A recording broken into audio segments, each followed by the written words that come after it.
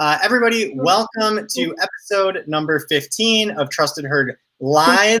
I will tell you all what we are doing here if you have missed the previous 14. But before I get to that, I would like to introduce our guest today, Lauren Raimondi, who is the owner of All Aces Promotional Staffing. Hi. Hello, Lauren. How are you doing today? Good to be here, Brian. Good to see you. Good to be seen and good to see you, and good to see everybody else that's tuning in. So if you are new to the program of Trusted Herd Live, if you haven't been aware, most of us are staying in and we don't have a lot of events going on. So I was like, what can we do to maybe make this a little bit, remind everybody why we love doing events. And so I said, wow, it'd be really great to reach out to entrepreneurs and the owners of all of these event companies and see if they'd like to come on something called Trusted Herd Live and tell their story. And so the goal was initially, I think 5 people in the month of April. And now we're up to, I think 25 or 26 confirmed, which is awesome because it just gives people an idea of the leaders behind those companies. So with that being said, let's jump right into it, Lauren, shall we? All right, sounds good. All right, here we go. 20 questions. Question number 1. All right, let's do it. So, Lauren, first one actually has nothing to do with events. If you weren't doing events, what would you be doing? What are your hobbies? What do you like to do in your non-work schedule? Well, let's see, non-work schedule. Well, obviously we're all quarantined right now, and I actually am pregnant. I don't know if I had actually made that I kind of made it Facebook official this week. So I've definitely been much more sedentary, very much been Netflix and ice cream kind of a year so far. But outside of that, I've always loved going to, to concerts. I'm a rocker at heart, so I love my rock concerts. I've always been into cooking and eating, so that's taken the step up a little bit the past few months. Science lectures and things like that. Yeah. Do we have a due date yet? We do. End of August. End of August. Well, congratulations. That's you. So exciting. Very, very cool. How about, you said you're a little bit of a rocker at heart. Do you have some favorite bands that you really enjoy? I do. So my favorite band, which lots of people may or may not know, is Avenged Sevenfold. Are you familiar with them? Yeah. Okay. Mm-hmm. Nice. Yeah. Great. Well, so got a baby on the way. We're a little bit of a rocker. We live in the New York area, correct? Correct. Fantastic. And so, great. How about we talk a little bit about All Aces? Sure. All right. If we would have just met today, Lauren, which is not the case, we have talked before, but how would you describe All Aces to me if I had no idea what you did or about your company? Sure. So, under normal circumstances, we are an award-winning event staffing agency, and we specialize in experiential marketing, conferences, and product demos nationally. And we've been doing this since 2007. Yeah. So, we've been around for a while. We're a certified women-owned business, and now, during this time, we're actually pivoting to a little bit of more of a digital, influencer model. Okay. Well. I did want to. I'm happy you actually brought that up because I was going to ask you about it. What does that mean when people say or businesses are able to say, "I'm a certified women-owned business"? Sure. So in order to be certified, there actually is a pretty rigorous process that you have to go through. There are different agencies that help you with it, but you have to supply lots of different documentation, just proving that you're woman-owned, and just proving that you're incorporated and that you fully exist, and that's once it's approved, then you are officially certified. And what sort of, I guess, doors does that maybe unlock for you that otherwise wouldn't unlock?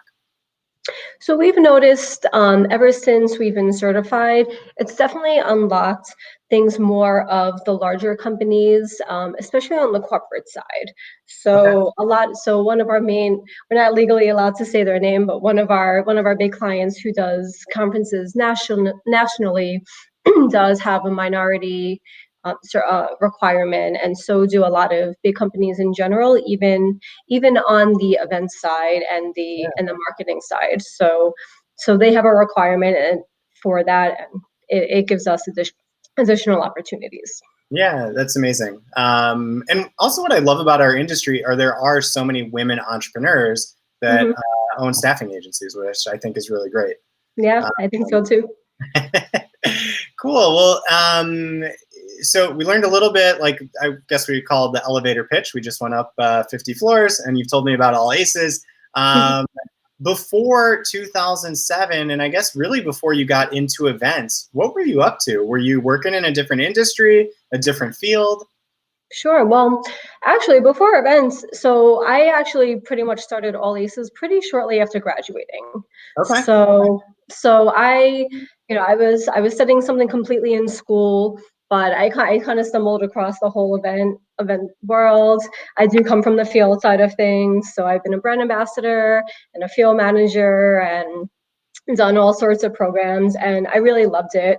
Yeah. Uh, I realized I no longer wanted to be in neurology once I graduated, and that degree was pretty much useless for That's pretty. for Yeah. anything other than what it's meant for. Yeah, So, that's a pretty big jump, though, like a yeah, neurology degree to event marketing. yep. Um, so, do you remember the very first like event that you got either roped into or a friend said, "Hey, come along"? Do you remember that moment? I do. It's actually a pretty funny one because do you remember AOL Instant Messenger How could you not? way back in the day? Of So I course. remember I was in school and it was 2 a.m. and somebody that I actually knew from high school had sent me an AIM message Yeah. and saying, "Hey, my boss needs help passing out stickers outside of this Aerosmith concert tomorrow near your school. Do you want to do it?" I said, "Hell yeah, that sounds awesome." And so I did, and I wrestled my way up to the front of the crowd and got it, which made them really, really happy. And that's where it was all born. Yeah, yeah, and I mean, really, it sounds like a great experience. First one out of the gate. Was that like it just immediately hooked you in at that point where you said, Mhm. "I want to do more of these"? I loved it. I thought it was so much fun, especially being in college.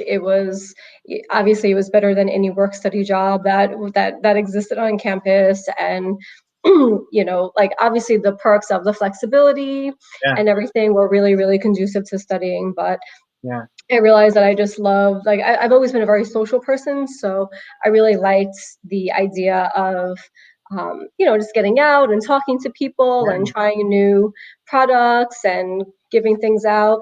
I loved it from the start. Yeah. And I'm curious, did you go to school in the New York City area or somewhere else? No, I went to school in Boston. In Boston, okay. Mhm, And did you find like because this actually came up on a Trusted Heard Live episode, I think it was last week. We talked about the Boston market as a whole and why maybe it seems a little harder to find good staff there, and mhm. maybe it was because that there weren't typically events that happen year round. When you were in school up in Boston, did you find that like if I want to work an event or a promo, there's usually one happening, or was it something that was a little bit more spaced out? Um, Well, it's been a long time since I've been in school, obviously, so I'm sure things have changed, but I thought that there was a decent amount. I mean, I worked pretty consistently. Like I always joked around and said that I went to school when I wasn't working Yeah, because I realized I had such a passion for the industry and not so much with what I was studying. So I guess I could see it though. I guess it depends on on what you were doing because I know I did a lot of street team work in okay, Boston. okay. Yeah, I mean, So. I was in Providence, Rhode Island, 2003 to Oh, nice. 2000 at Johnson Wales. And at that time, my degree was in hotel management, and I hadn't even been introduced to the world of events at that point. And it wasn't until I moved to Vegas later in '05 that I had done my first event. But similar, like, wasn't through AOL Instant Messenger. It was through like probably T9 texting at that point, right? A friend was like, hey, meet at CVS this corner. We're going to go do an event. Cool. So you're doing those events throughout college. And at what point there, just quick little shout out to Max and Ton. Max says congratulations on the and if everybody's joining right now, we're with Lauren Raimondi, owner of All Aces. And if you missed at the beginning of the show, she announced that there's a little Raimondi on the way in August. So it's very, very exciting. So you're doing these events in Boston area. At what point, Lauren, did you go, you know what? I think I want to start a company doing this. So I had graduated in 2005, and I quickly knew that I just really enjoyed the whole. Obviously, I enjoyed the work, but I just realized how much I loved the whole marketing aspect of it and how interesting it was compared to anything I had seen before. So so in addition to working while I was in school, I came back to New York during summer breaks, and so so I had relationships and connections with companies and people both in New York and Boston. So after I graduated, interestingly enough, I wasn't fully sure what I wanted to do, but still had student loans to pay back, had to make sure I was still working, and so I graduated and I continued working these programs. And I know there were I'm not going to call them out, but I remember very distinctly two companies not paying me.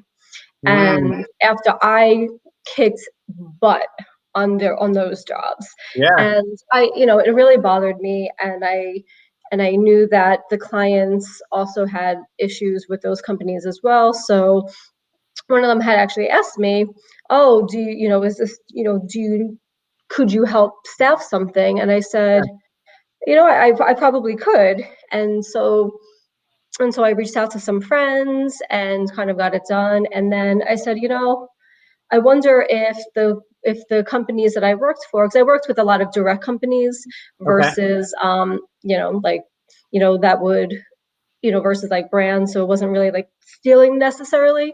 So I said, I wonder if those companies in Boston need help with staff in New York and vice versa.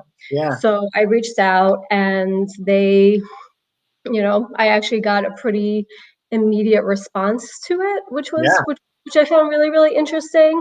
And so I said, you know what, I wonder if I could start my own thing. Yeah, that's amazing. So really, there's two things I want to kind of touch on. One is it sounded like the fact of like not getting paid was this little moment for you where you were like, well, that's not right, right? Yeah, 100%. Yeah. And then, it's amazing what happens when someone asks, right? And I think there's so many people out there who are afraid of the ask, that don't want to necessarily put themselves out there. And the fact that you did, and that other person on the other side was very receptive, that does happen quite a bit, because people want to work with good people, right? Yeah, 100%. It's a respect thing, like across the board. It is. So let's see here. You talked a little bit about your first client, and we'll get to that in a second. All Aces Promotional Staffing Inc. How did we end up on it? Where did it come from? So I've always liked poker. So poker was something that I always enjoyed playing. Just the whole premise behind it. And so, have you ever seen the movie Ocean's 12? Of course, Ocean's 12. Yeah. Okay.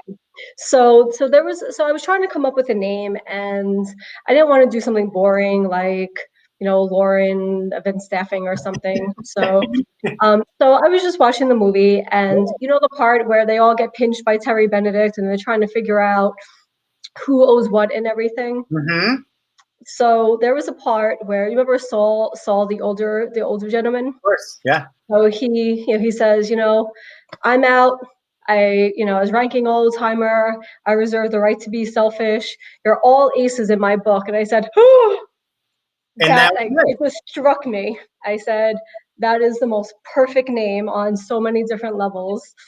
I And love that's it. and that's where I came from. Yeah, this is great because yesterday we had Fritz Heffinger on with Out Cold, and when I asked him this question, he goes, "It came from the snowboard movie, Out Cold, Zach Galifianakis' first movie." So this is now 2 days in a row we have movie references. I love that. Yep. And so just based on that scene, I mean, the logo itself, all of a sudden, the four aces make a whole lot of sense. Mm-hmm. Did you design it? Did you have a friend design it? How about the story behind the logo? Yeah, a friend helped design it. We're actually in the process of trying to upgrade, to update it a little bit. So at some point this year, we're gonna do a little bit of a rebranding just to freshen it up a bit. But I actually did have it was a friend that helped me with it. Yeah, very, very cool. Okay, so back to this first client and this reaching out to somebody that you knew. Can you tell us a little bit about the first event or the first program of what it was? It was a really fun one, actually. So unfortunately they're no longer in business, but they you want to talk about going back. You remember TiVo? TiVo, yeah, the little TV box with the antenna ears, right? Mm-hmm. Mm-hmm. Yep. So our very first program was TiVo, and it was actually when TiVo was going public. Okay. So we had this big street team, and we had this the gigantic TiVo box costume that we actually had to get a storage unit and rent a whole separate van in order to transport it because the costume was so big. Yeah. And we had the TiVo guy and the street team just kind of dancing around to create buzz. And then our TiVo guy was actually on the stock exchange on the floor for the opening bell. Oh, come on. That's like one of those. Do you remember who that individual was inside the mascot? I don't remember his last name, but his name was Sean. Okay. Yeah. That that's one of those moments as a brand ambassador or an event work that you go, I will never probably be here again in my life. And this is amazing that I'm getting here, let alone I do look like the TiVo mascot and nobody knows who I am. Right. But that is one of those really cool experiences. Okay. I love that. And then this question is a little related to after client number one that I think is really interesting. Like, you got client number one. How did client number two and number three and number four come about? For you, was it networking? Was there kind of a stroke of luck? Was it responding to some ad?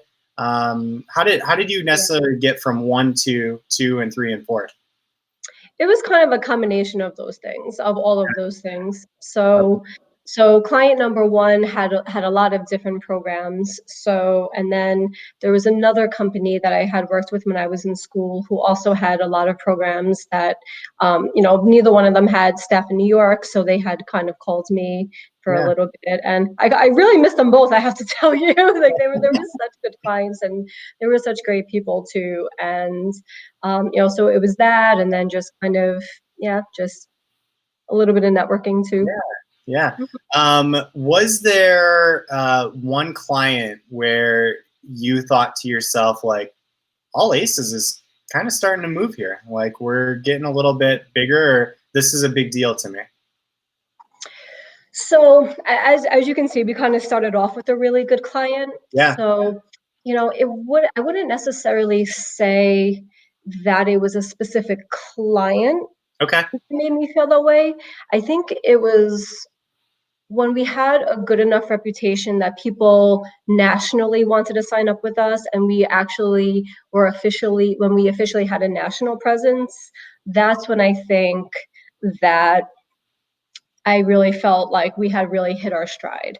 And Yeah. then, so I think that was a really big turning point. And I think when we officially went W-2, so between the certification plus W-2, those two things opened up a lot of opportunities to us. And Yeah. so I think those were really two milestones in my head. Okay. I'm going to start asking you questions just because I find it so curious. And you've brought up some really good stuff. But 2007, 2008, 2009, 2010, like, where is All Aces finding their brand ambassadors? Where do you find these people?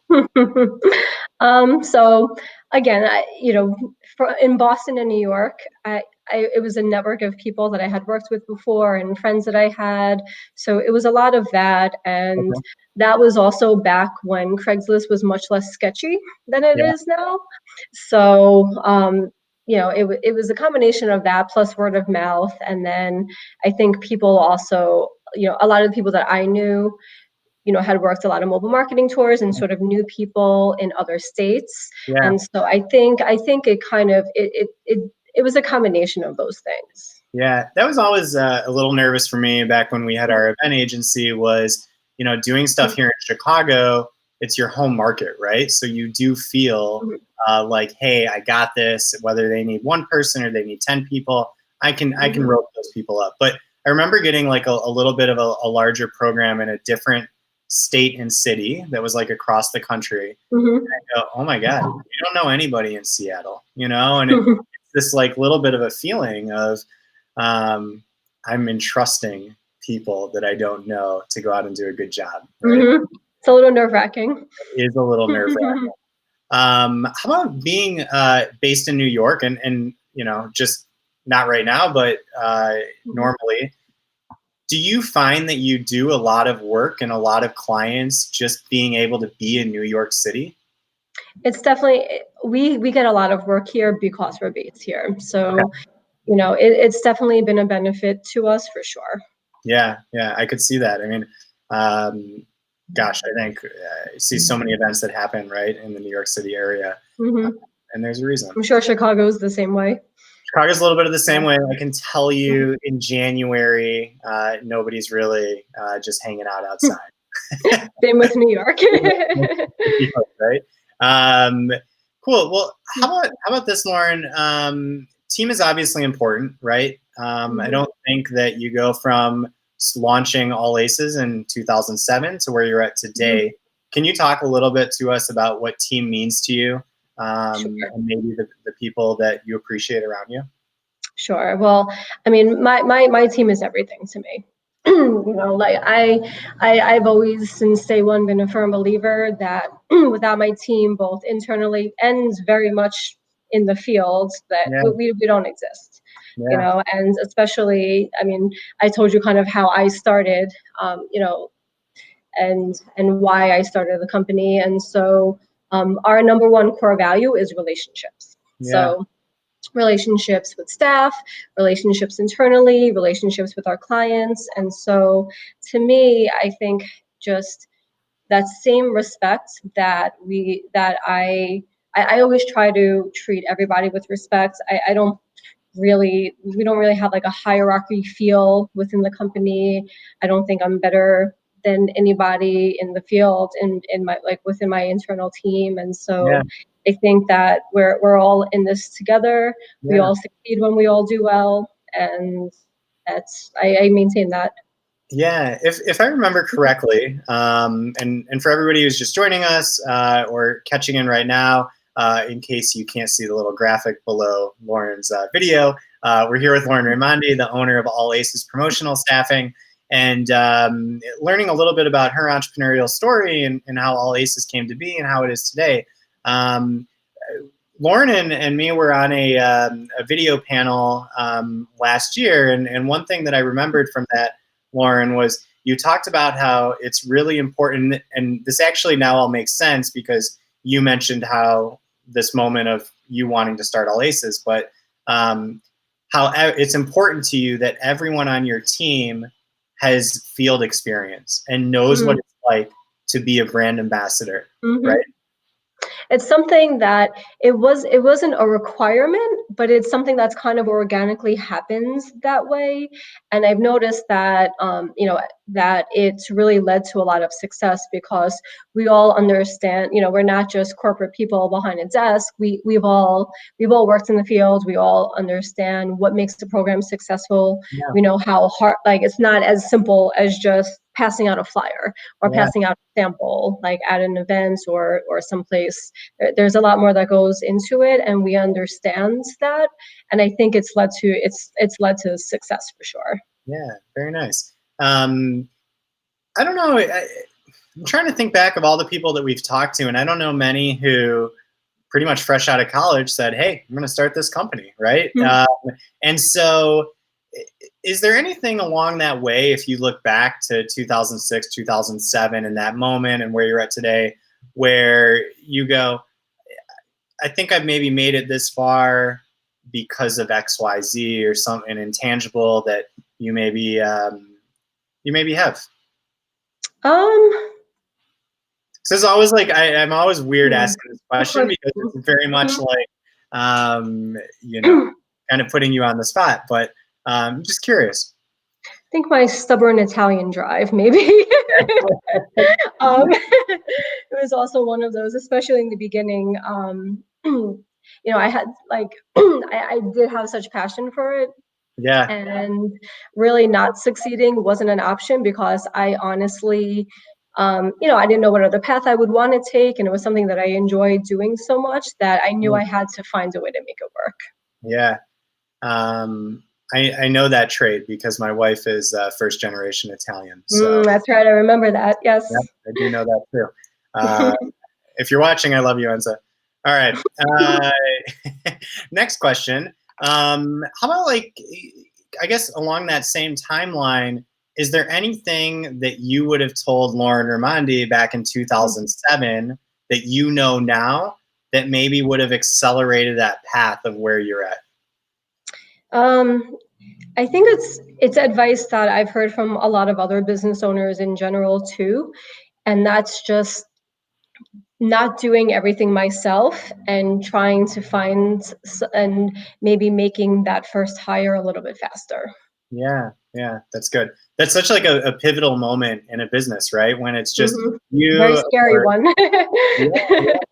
yeah, very scary. That's great advice, though. How Hmm. about speaking of advice? Is there Hmm. any one thing or two things that you like to share to event workers in general, like um, feedback, opinions, anything like that? Um, so, again, assuming normal times, normal Yeah, events and everything, you know, I think I think one thing that I've kind of seen kind of shift a little bit over the years is a little bit of accountability. And so I think, we have so many people who are so great, and that's why we tend to work like we're very loyal to the people who do a really good job and who are really reliable and who we can tell are passionate about doing a yeah, good job. yeah, And it makes us want to take a little bit less of a risk because a lot of, there has been a little bit more unreliability, whether it's people double booking themselves or if the job description is a little bit different, being a little huffy puffy on site about it, mhm, like in front of the client, and um, or just not, even if you attend training, just like not looking over talking points and such. yeah, So yeah, I think just that whole reliability aspect, and I think is something that could really that could really use some improvement. And if you're one of the rock stars who are amazing, you know who you are, and this obviously doesn't apply to you, but there are a yeah, lot of people who honestly give the good people a bad name, and it also gives the industry a bad name because clients, when clients decide to do an experiential program, it's part of a full marketing strategy. So if they don't have a good experience, it doesn't just hurt the company. It's just they may just decide not to do experiential marketing anymore, and they may put those marketing dollars someplace else. So it really ruins it for a lot of people. and Yeah. that's fewer jobs that exist. Yeah, of course. How about, I mean, you talked a little bit about the workers that all aces do look for, but are there other traits of workers that when you're interviewing them for the first time and they apply to all aces, you're like, I'm looking for A, B, and C, and if they can hit these three Mhm. things in an interview, they got a shot with all aces. Mhm. So personality is everything. So I'm very happy that we're kind of past the whole booth babe, um, side of things Yeah, where it's just about who's the best looking. That's a super positive change that we've seen in the industry, and so we can tell right away just based on personality. I've always prided myself that I could tell just based on an email with pretty much 90 to 95% accuracy, yeah, if somebody will be a good fit for the team and for our yeah, program. And just natural enthusiasm, just natural personality, I think is probably 80% of it. yeah. On the email thing, I have a question for you. Hmm. When you get emails from workers, what Hmm. percentage would you say are like well put together, proper punctuation, proper grammar? Like if you had to put a out of 0 to 100, what percentage would you put on that? So we obviously don't get as many emails anymore just because we're using the system and things are a lot more, if anything, it's more conversation based, Sure. based on who's like applied to things. So, but on emails, hmm, based on brand new people that we haven't worked with before, I'd have to put it at maybe 60% positive. Yeah. That I might be a think little so too. generous. Yeah. No, I think so too. But it also depends on And, the source, where it's coming from too. right. I think Right. the source makes a big difference. Um, Yeah. you know. I always felt that there was this component, and whenever we received applicants, it always stood out to me, right? Is that it's like, all right, send your resume, maybe send a picture to relevant Mhm. picture to, and send us an email to this email address. And Mhm. people are so meticulous. Not all people, but if you are, you should be, Yes. because it'll also set you apart on their resume. And they always pick like most of the time their best picture or two, and then they get to the email. And I don't know if email to them is like this afterthought or this. Well, I'm just going to put the email address in the to box on write the subject line and just, Mhm. hey, I'm applying for this gig. Uh, Call me. And Yep. We've gotten plenty of those. right. There's such like this opportunity that is the easiest slam dunk to put together 3 to 4 sentences Mhm. of saw your ad at this place.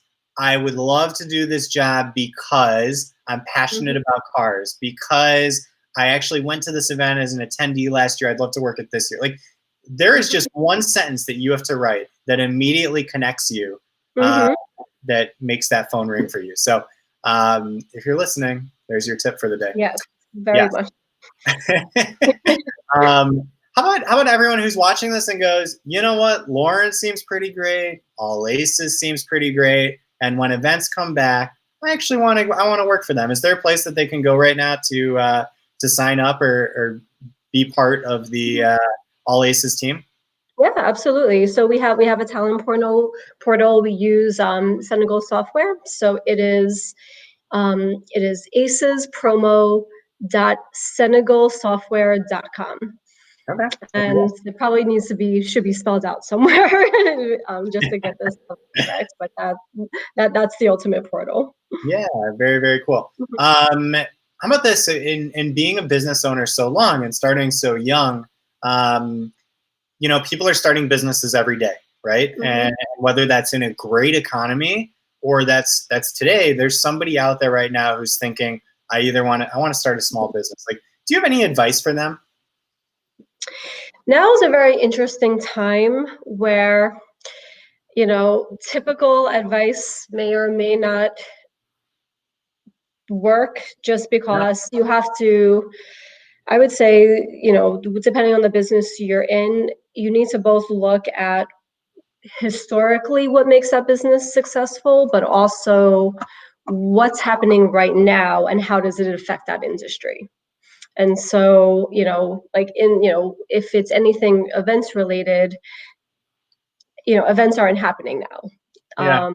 There's a lot of things are moving to virtual and digital.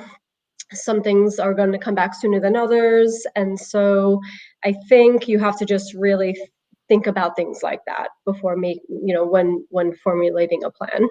Yeah, yeah. I think that's great.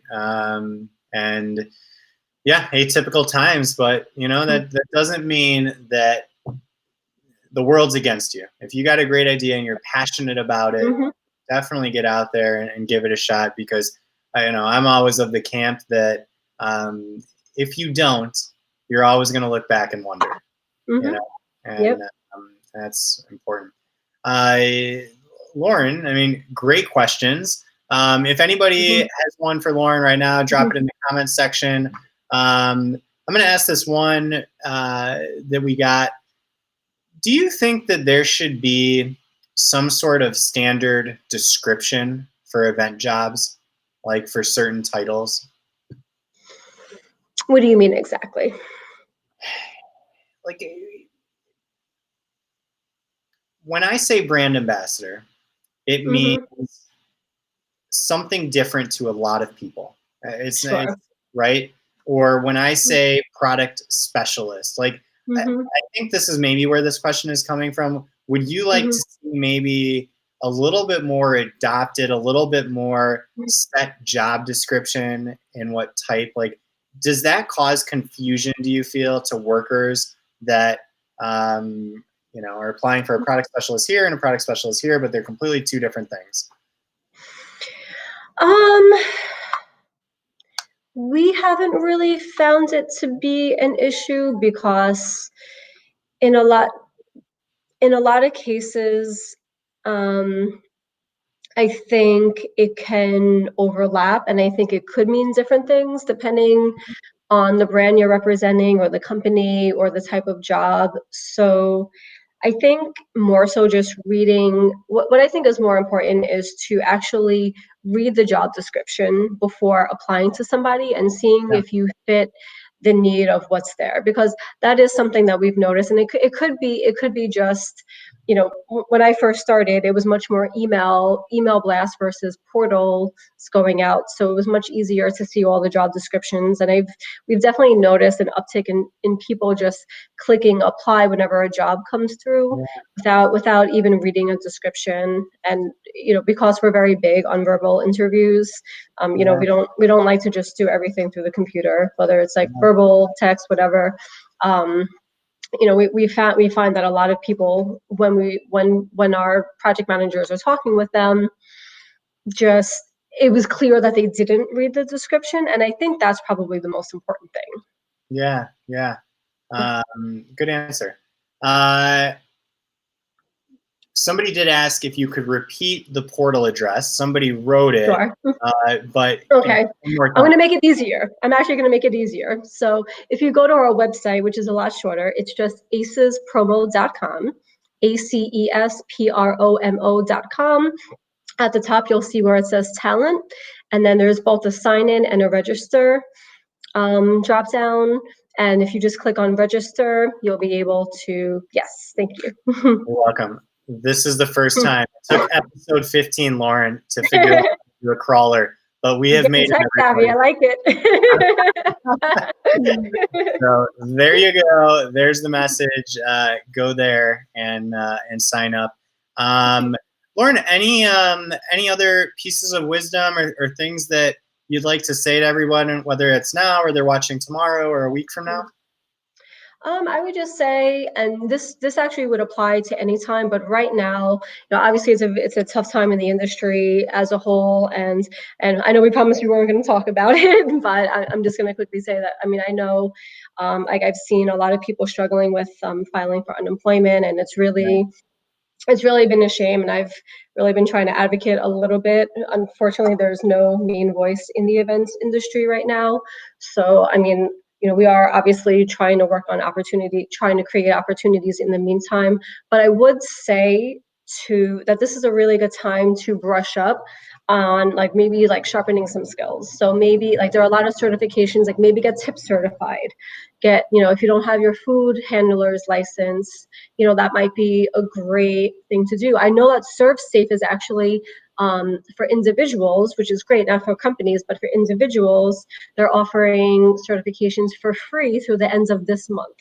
So I think it's just servsafe.com. Yeah.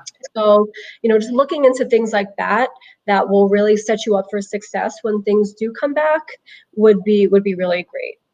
Update your portals, update, just polish everything up. Yeah, and everyone, we were talking about this before we clicked the go live button. Feel like, look, your CES is not going to be coming back first when it comes to events, right? But the things that probably are maybe your liquor demos. Think of maybe a food demo where it can be individually packaged. And so in that sense, look for those certifications, because if you can do that now, and maybe if we're all fortunate, right, in a month or two, those are going to be the first few jobs that come back, and you're going to feel in a much better spot that you have that certification. I think so. As opposed to not having it. So very, very good. Cool. Well, Lauren, this has been a lot of fun. Thank you so much for coming to Trusted Herd Live. Yeah, absolutely. And one more time, congratulations to Lauren, who has a little Lauren. Or do you know the gender yet? I didn't even ask you that. We do know the gender, yes. Oh. I actually found out a couple of weeks ago. So we are having a baby boy. A baby boy. How exciting. Yes. Very good. Good stuff. Well, everybody, tomorrow we have Shelly Justice with CMT Agency. She'll have a great story. She's been doing this for a really long time. So I'm looking forward to hearing her journey throughout the event world. Friday, we have Turnkey DOT. And then probably in the next day, I'll add all the events and people for next week on the Trusted Herd page. So again, thanks so much for joining us on your day. And we will see you tomorrow, same time, same place. Thanks again, Lauren. Thank you, Brian. Great